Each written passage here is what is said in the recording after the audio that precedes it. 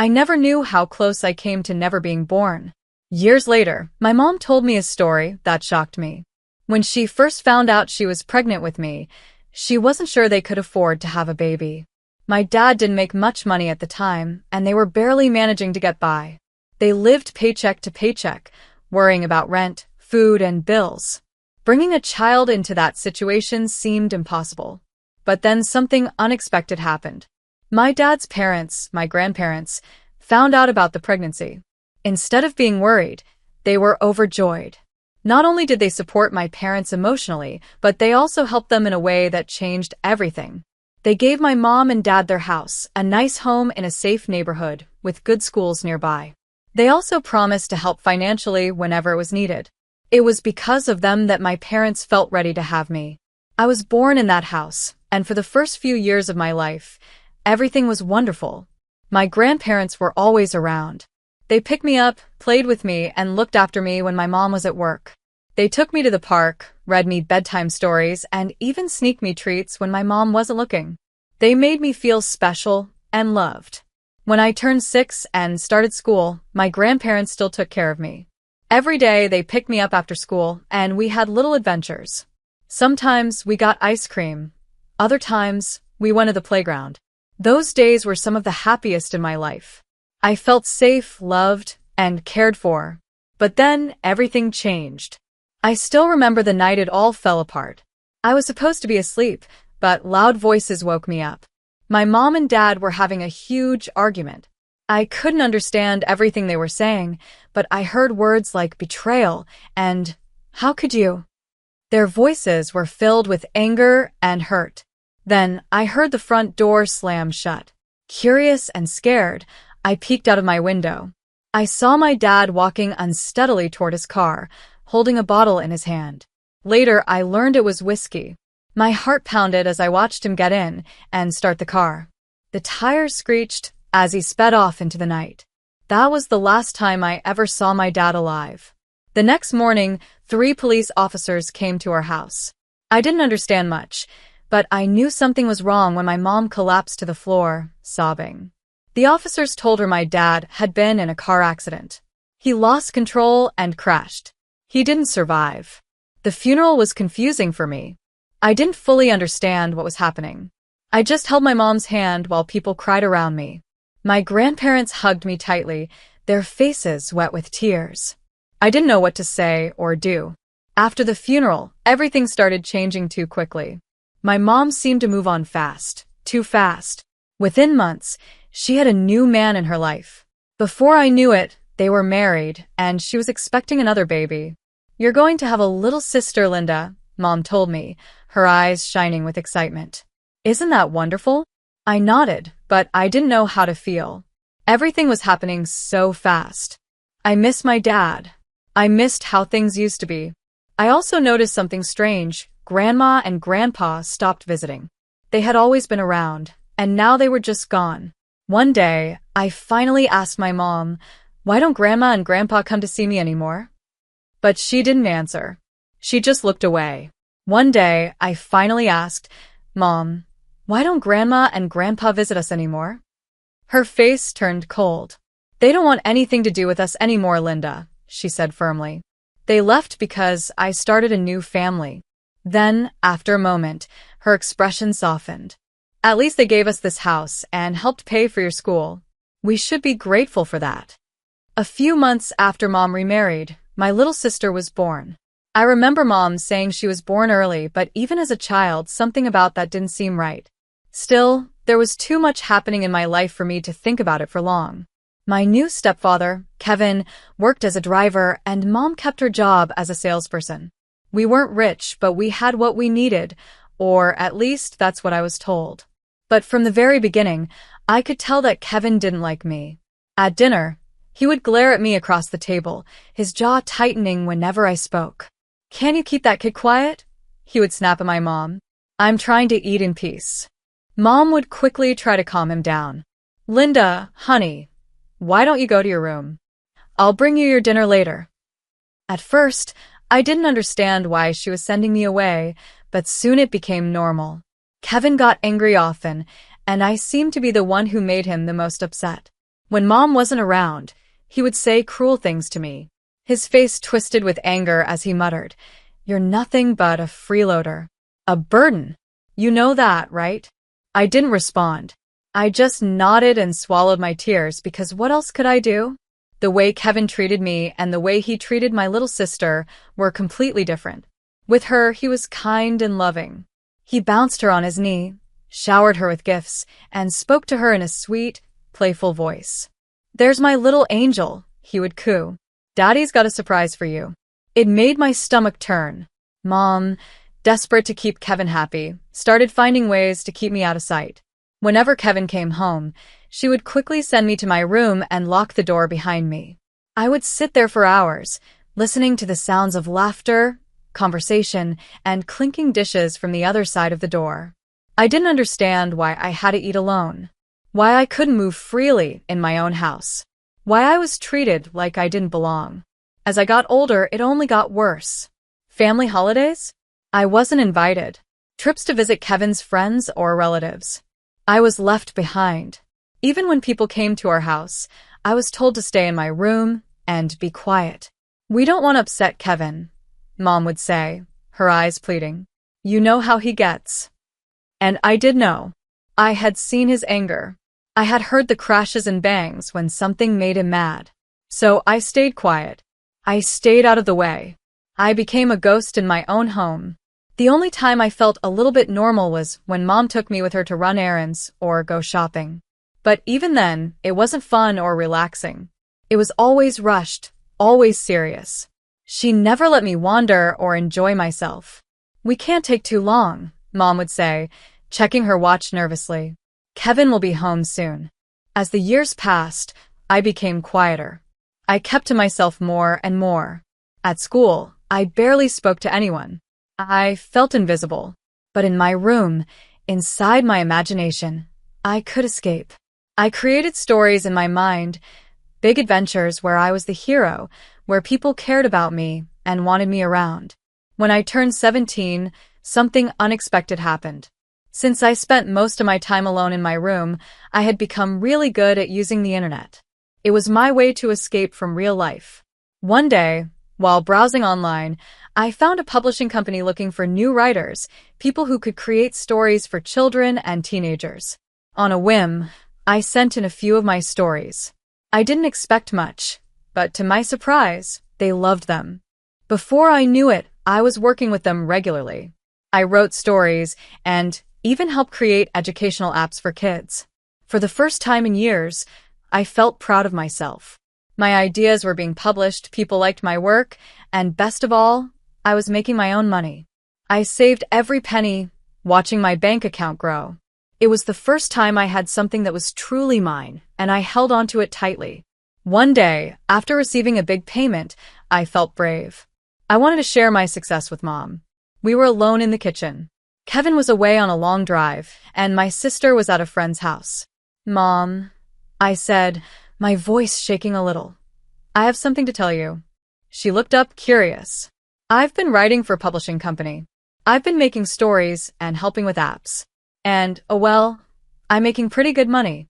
Her eyes widened in surprise. "Really? Oh, Linda, that's wonderful. I always knew you were a smart girl." Hearing her praise, which was so rare these days, made my heart warm. But then something changed. Her expression shifted. She looked thoughtful, almost calculating. "You know," she said, leaning in slightly, "this is actually perfect timing. We've been having some financial troubles lately." My heart sank. I should have known better than to expect her to just be happy for me. "The thing is," she continued, "this house is big, and taking care of it is expensive. And raising you hasn't been cheap either." I felt like I had been slapped. Hadn't I been the one locked away, treated like an outsider in my own home? How could I have been a burden? Mom avoided my eyes as she spoke again. "Remember that college fund we set up for you?" She hesitated. "Well, we had to use that money to keep the house. You understand, right?" I stared at her, my stomach twisting. "But now that you're earning money, you can take care of yourself, right?" I nodded slowly, unable to speak. My throat felt tight, and my chest ached. "That's my girl," Mom said, patting my hand like she had just given me good news. Oh, and one more thing. Kevin and I have been talking and we think it's best if you move out after you graduate. We're planning to fix up your room for your sister. She needs more space, you understand. I stared at her, my mind struggling to process her words. Move out? But where would I go? What? I finally managed to whisper. Mom just shrugged and turned away, already done with the conversation. You're a smart girl, Linda. I'm sure you'll figure it out. You have some savings now, right? And with that, she walked out of the kitchen, leaving me alone. The weight of her words crashed down on me. I was being kicked out. The money I had worked so hard to save, the money I thought would help me go to college, was gone. And worst of all, my own mother didn't seem to care where I ended up. The months leading up to graduation passed in a blur of stress and worry. During the day, I focused on school, determined to at least finish high school strong. At night, I worked tirelessly on my writing, trying to save every dollar I could. But no matter how hard I worked, it wasn't enough. College tuition, rent, books, it all added up to way more than I had. No matter how I did the math, I couldn't make it work. My dreams of going to college were slipping away, and there was nothing I could do to stop it. One night, I tried talking to Mom again, hoping she might change her mind. Mom, I said hesitantly, I've been looking at college costs, and I don't think I can. She cut me off before I could finish. Linda, we've been over this, she said, her voice cold. You're on your own now. You'll figure it out. Graduation day came and went. I should have felt happy, proud of myself. But I didn't. I felt empty. The next morning, Mom appeared at my door, holding 2 cardboard boxes. Time to pack up, Linda, she said, her voice fake and cheerful. Your sister is so excited about her new room. I stared at the boxes, my heart sinking. There was no discussion, no second chances. It was happening. Fighting back tears, I packed up my life in those boxes. When I finished, Mom helped me carry them to the front door. I stood there on the porch, my few belongings at my feet, waiting, hoping for her to say something, anything that would make this feel less cruel. Instead, she gave me a quick, awkward hug. Good luck out there, she said. And then she shut the door. For a moment, I just stood there, frozen. Then, taking a deep breath, I picked up my boxes and walked away from the only home I had ever known. With what little money I had, I rented a tiny studio apartment. It wasn't in the best area, and the sound of sirens often kept me awake at night. But at least it was mine. I had no choice but to delay college for a year. I needed to focus on work if I wanted to survive. Desperate for more work, I reached out to my contacts at the publishing company, practically begging for any opportunities. To my relief, they were happy to help. We've been really impressed with your work, Linda, my editor told me. How would you feel about writing children's books for us? I immediately said yes. It was the best chance I had. Soon, I was working nonstop, writing stories and creating illustrations. The work was tough, but I loved it. For the first time in my life, I felt like I was good at something. I had a purpose. Living alone wasn't easy, but I had been taking care of myself for a long time. I learned how to budget my money, cook simple meals, and use public transportation. Slowly, I started to find my way. I even made a few friends, people in my building who were also trying to make it on their own. We weren't family, but we looked out for each other, and that meant a lot. Still, no matter how hard I worked, saving for college seemed impossible. Every time I managed to put some money aside, something unexpected happened. My apartment had a plumbing problem, my laptop broke and needed repairs, or I got sick and had to pay for a doctor's visit. Each new expense ate into my savings, making my dream of college feel more and more out of reach. Then one day, exactly a year after I had left home, my phone rang. I looked at the screen and froze. It was a number I never thought I'd see again. I answered hesitantly. Linda, sweetie, how are you? My mother's voice was unusually sweet, almost too nice. I've missed you so much. Why don't you come visit us this weekend? Something felt off. My gut told me there was more to this than just missing me. But despite my doubts, curiosity won. I packed a small bag, unsure of what to expect. As soon as I arrived at my old house, my suspicions were confirmed. Mom was overly affectionate, hugging me tightly and asking endless questions about my life. Her smile seemed forced, like she was pretending to be the loving mother she never was. "Oh, Linda," she gushed, "you must be so tired from your trip. Why don't you sleep in your sister's room tonight? She can take the guest room." Confused, I nodded. My sister, now a teenager, rolled her eyes but didn't argue. The next morning, I woke up to the sound of voices downstairs. Something about them seemed familiar. Curious, I got out of bed and made my way to the kitchen. The moment I stepped inside, I froze. Sitting at the table were three people I hadn't seen in years, but I recognized them immediately. My grandparents. My dad's parents. Grandma's eyes lit up when she saw me. "Linda. Oh, look how much you've grown." I stood there in shock as they explained why they had come. "We're moving into a nursing home soon," Grandpa said, his voice rough with emotion. "But before we go, we wanted to see you, to make sure you're doing well." "Yes," Grandma added warmly. "Tell us, dear, how is college? What are you studying?" I opened my mouth, unsure of what to say, when Mom quickly jumped in. "Oh, Linda is doing wonderfully in school, aren't you, honey?" she said with a fake smile. "Top of her class, just like always." I stared at her in shock. The lies rolled off her tongue so easily, as if they were the truth. My grandparents looked happy to hear it, but they still had questions. "That's wonderful," Grandma said. "But could we talk to Linda alone for a bit? We'd love to catch up with her." For a brief moment, I saw panic flash across Mom's face. "Oh, I don't think that's necessary," she said quickly. "Linda is quite busy, aren't you, dear? In fact, we should probably wrap this up soon." Before I could say anything, she steered the conversation to other topics, talking nonstop, so I wouldn't get a chance to speak. As the visit came to an end, I felt a gentle touch on my arm.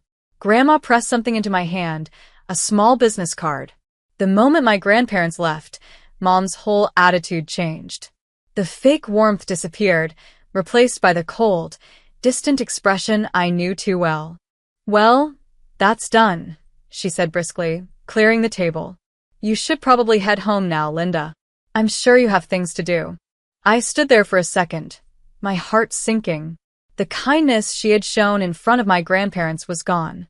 It had all been an act. She didn't care. Without another word, she pushed me toward the door. The business card felt heavy in my pocket as I walked home.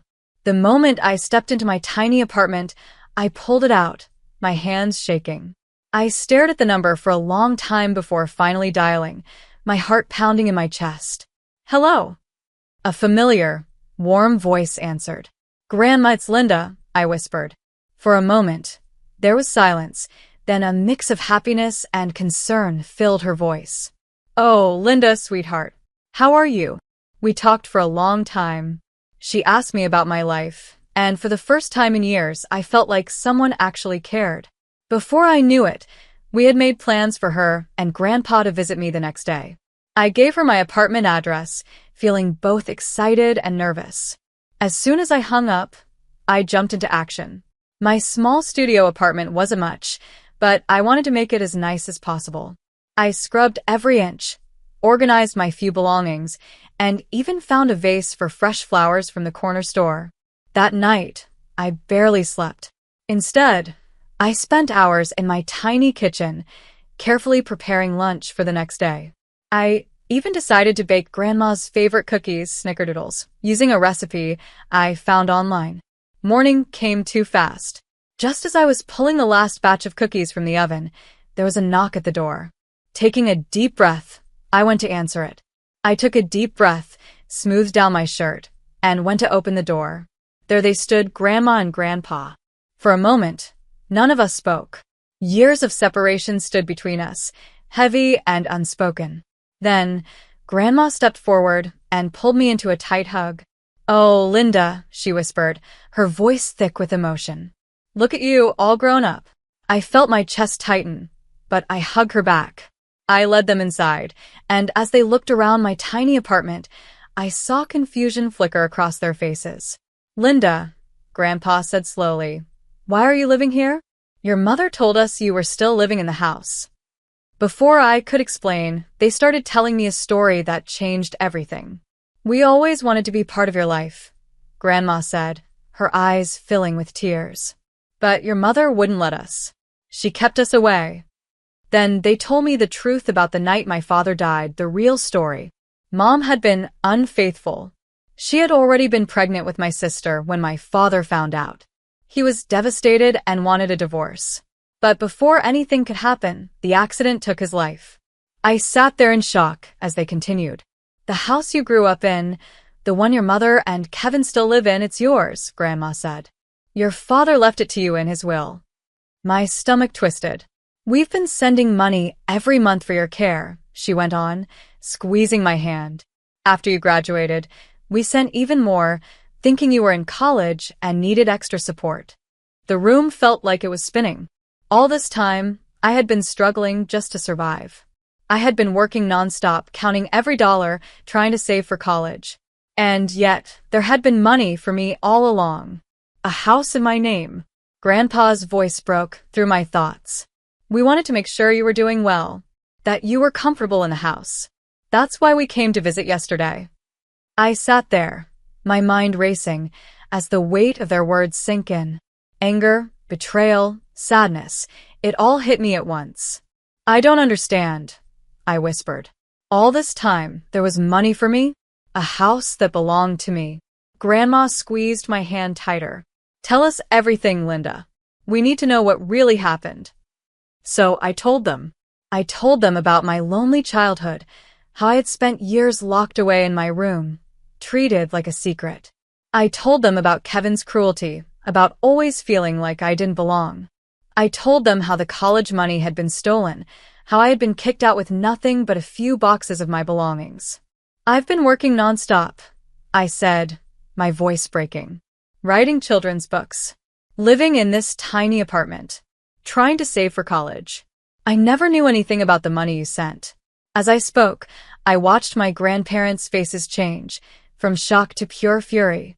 Grandpa's hands clenched into fists, his face turning red. This is unacceptable, he growled.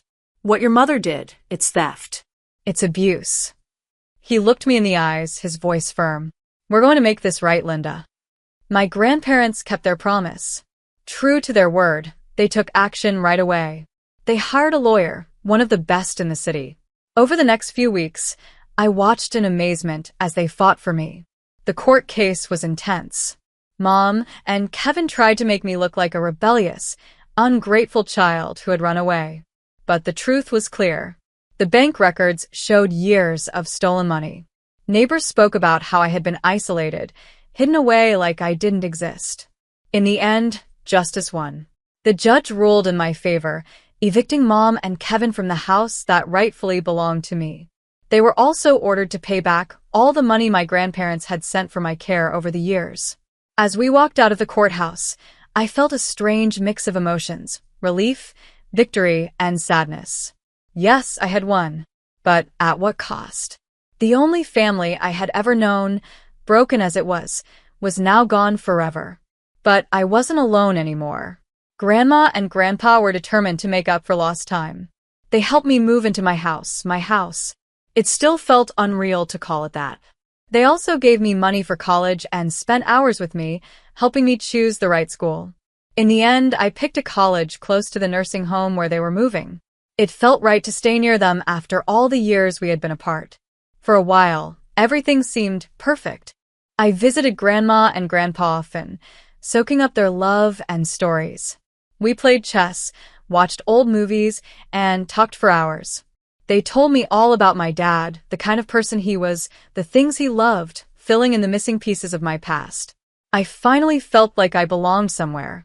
But life, I was learning, had a cruel way of giving with one hand and taking with the other. Just as I was settling into my new life, just as I was finally happy, tragedy struck. Grandpa went first. A sudden heart attack. Quick and unexpected. Grandma followed just 3 months later. The doctors called it natural causes, but I knew better. She had lost her will to live without him. Once again, I was alone. The grief was unbearable. I had only just found them, only just started to heal. And now they were gone. I threw myself into my studies, trying to keep busy, trying not to think about the pain. But every holiday spent alone, every achievement I couldn't share with them, felt like a fresh wound. Years passed. Slowly, life started to take shape again. I graduated college with honors and got a job at a well-known publishing house, the same company that had given me my first opportunity as a teenager.